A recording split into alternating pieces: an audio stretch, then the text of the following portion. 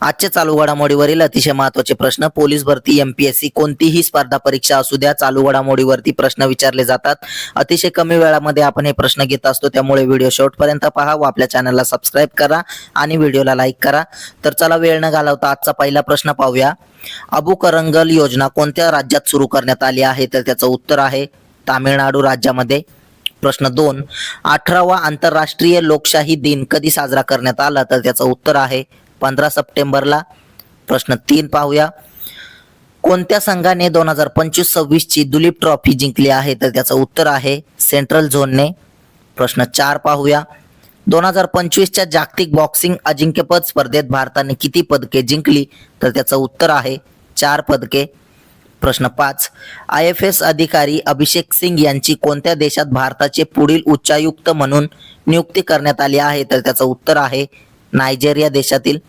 प्रश्न 6, मिनीमॅक्स श्रेणीमध्ये UAE karting शर्यत जिंकणारी पहिली महिला कोण बनली आहे? तर त्याचं उत्तर आहे अतिका मीर हे. प्रश्न 7 पाहूया. युनेस्कोच्या जागतिक वारशाच्या तात्पुरत्या यादीत किती भारतीय स्थळांचा समावेश करण्यात आला आहे? तर त्याचं उत्तर आहे 7 स्थळांचा. प्रश्न 8, जागतिक ॲथलेटिक चॅम्पियनशिप अंतिम फेरीत पोहोचणारा पहिला भारतीय उंच उडीपट्टू कोण बनला? तर त्याचं उत्तर आहे सर्वेश कुशारे. प्रश्न 9, भारताने संयुक्त राष्ट्रांच्या महासभेच्या न्यूयॉर्क घोषणापत्राच्या बाजूने मतदान केले, ते कशाशी संबंधित आहे? तर त्याचं उत्तर आहे इस्रायल पॅलेस्टाईन संघर्षावर द्विराज्य उपाय. प्रश्न 10 पाहूया.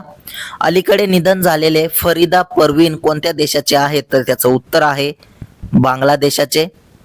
प्रश्न 11, बिमस्टेक युवा नेत्यांच्या शिखर परिषदेचे आयोजन कोणी केले आहे? तर त्याचं उत्तर आहे भारत देशाने.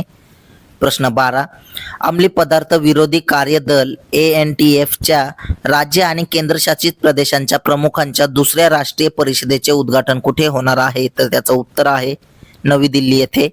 प्रश्न 13 पाहूया.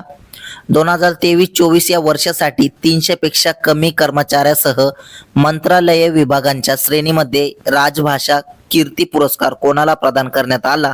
तर त्याचं उत्तर आहे प्रशासकीय सुधारणा आणि सार्वजनिक तक्रारी विभाग यांना. प्रश्न 14, कोणत्या राज्याचे माजी मुख्यमंत्री DD लपांग यांचे निधन झाले? तर त्याचं उत्तर आहे मेघालय राज्याचे. प्रश्न 15, राष्ट्रीय अभियंता दिन म्हणजेच इंजिनिअरिंग दिन 2025 कधी साजरा केला जातो? तर त्याचं उत्तर आहे 15 सप्टेंबरला. प्रश्न 16, अभ्यास पॅसिफिक रिच 2025 मध्ये सहभागी होण्यासाठी INS निस्तार कुठे गेले आहे? तर त्याचं उत्तर आहे सिंगापूर इथे.